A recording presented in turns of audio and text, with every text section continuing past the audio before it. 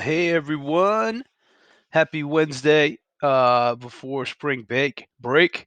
I believe I left off on this slide here and I was going off on a rant and I didn't even explain these pictures or what's going on over here. So let me take some time to do that. Let me turn this light off because blinding. So in these pictures, these are like little designs that can decrease the runoff that's going into the street. So in the first picture here, you see a drain, but before you see a drain, you see like a runoff catch. So hopefully the water, when it rains, will infiltrate the ground before it goes into this drain. Now, I was saying things like a cigarette or a piece of plastic, it's eventually going to go into a waterway.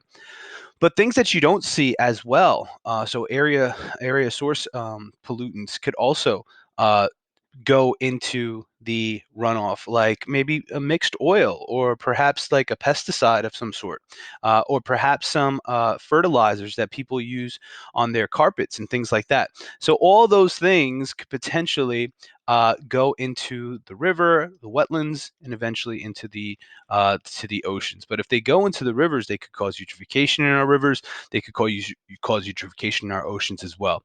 And so these little catches, if you will, the grass before the curb, is designed to try to absorb some of that NPK, the water that would be running off in urban areas. All right, so that would be another design, city design thing that you could potentially do, rain gardens or have some grass that is located before the street to absorb the excess water and NPK.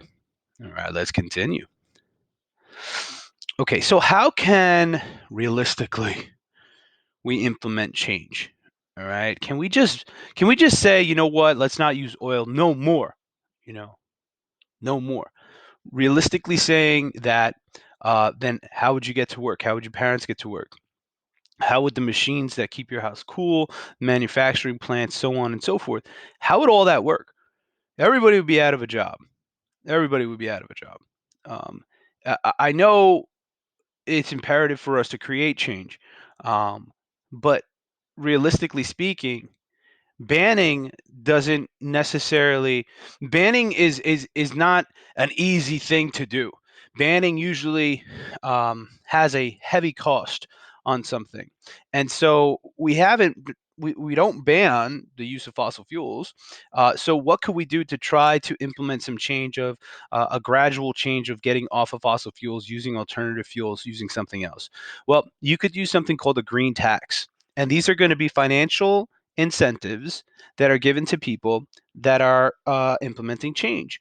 And so, let's say if you bought a hybrid vehicle, or if you got photovoltaic cells put on your house, this could be a green tax rebate. Let's say $6,000, so on and so forth, 30% of the cost of your PVC.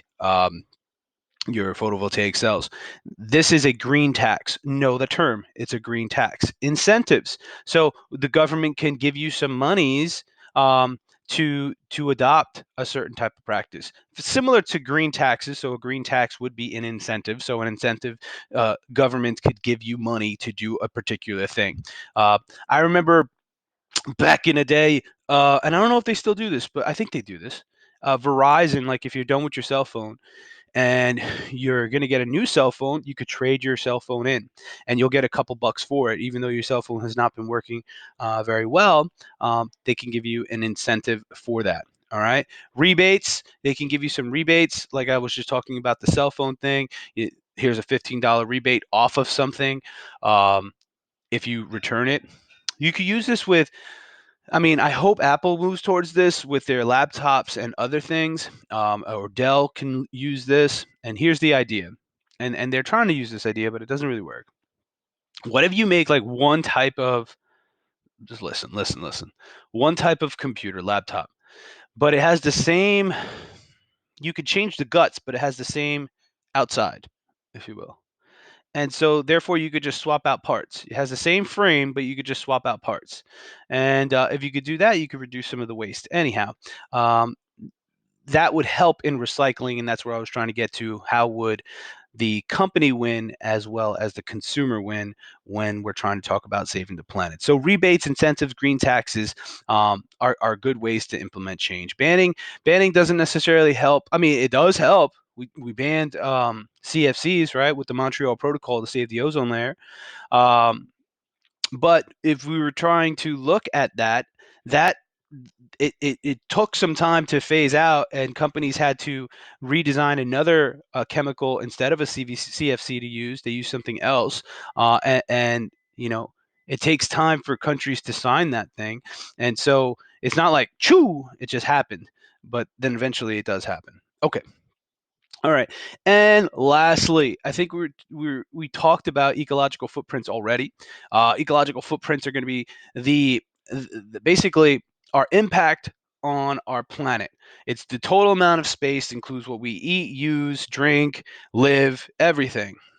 Affluent countries or more developed countries tend to have a larger ecological footprint, also known as a carbon footprint as well, than, let's say, less affluent countries. And so Qatar, Kuwait, look at this big ecological footprint that they're using right now. All right. And so Qatar, Kuwait, UAE, Denmark, all bigger than the United States. And then we're going down here. And I know I'm blocking these, but you could see these are the top African countries with the biggest ecological footprint. All right. All right. And just to remember, 20% of our population uses 80% of the resources. That's crazy. So 80% of the population uses only 20% of the resources. Good information to know. Enjoy your day. And that is all.